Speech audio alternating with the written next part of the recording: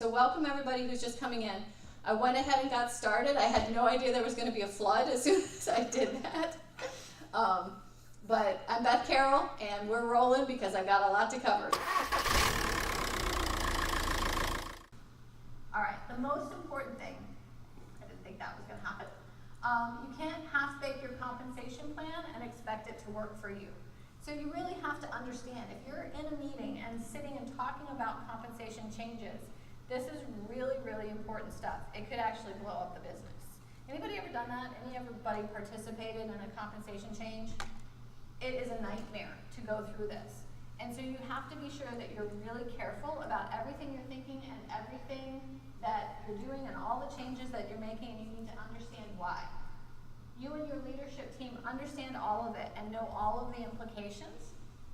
You know why it is the way it is. The trade-off decisions that you made way back, did you decide you wanted to be like company A, or did you decide you wanted to be like company B, and why?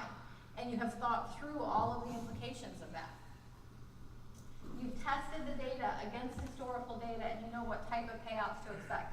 In this world, that is the biggest piece of work, okay? Making a tiny change to any one of these factors can have huge implications.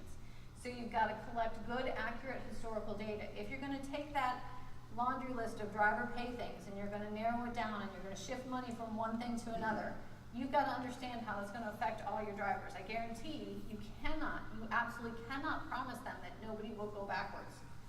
It's just not possible because they have different routes, they've got different characteristics in terms of what's being delivered out of the DCs. Some have higher stop rates than others, some have higher piece rates than others, right? So you're shifting the mix of how you're paying it. Some people are going to win and some people are going to lose, and you've got to be really prepared for that. One of the tricks on driver pay, if you've got a bid process, is you do that change in coordination with a rebid, okay? So that the drivers can see what the new routes are going to pay ahead of time, and your ones with the most seniority that are getting the first bids can go after the ones that are still going to pay better. Otherwise, you're going to have a real struggle on your hands. Now, if you happen to be in a company that has a budget where they can raise all driver pay by about 20%, you might be okay, right? At that level, I think you could probably bring everybody up to make sure nobody is losing any money, and then go from there. But I have yet to run into a company that says, we're perfectly okay raising our cost of driver compensation by 20%. Doesn't happen, okay? So you've got to model it, and you've got to really understand who's going up and down and why, so you can have a conversation with them about either what they have to do differently when they're bidding, or how they have to change their driving habits. If it's a matter of they're not getting enough miles, why? Is this something that's within their control and they can affect it? Use care when setting goals. Understand what is normal, what's expected, what the different routes deliver in terms of cases, miles, and stops. What's normal and what's not normal for that. You need to communicate it, and you need to provide regular progress reports to your employees. They are not going to understand this.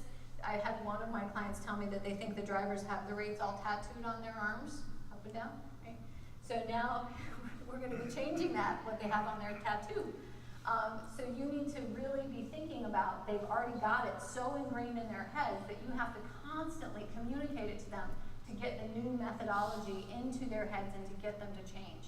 But that also brings me to the very bottom point on this, which you can't change it too frequently, because then they're just not going to believe anything that you're telling them. When you make these changes, you have to figure out how much can the organization absorb right now, right? We've got a 1-year change. This is like a 5-year, 10-year horizon for making these changes. How much can you do now? Get them through that. And then a year later, make another little incremental change. And then a year later, make another little incremental change. And eventually you will get there. But if you try to do it all in one big step, it's probably going to blow up in your face.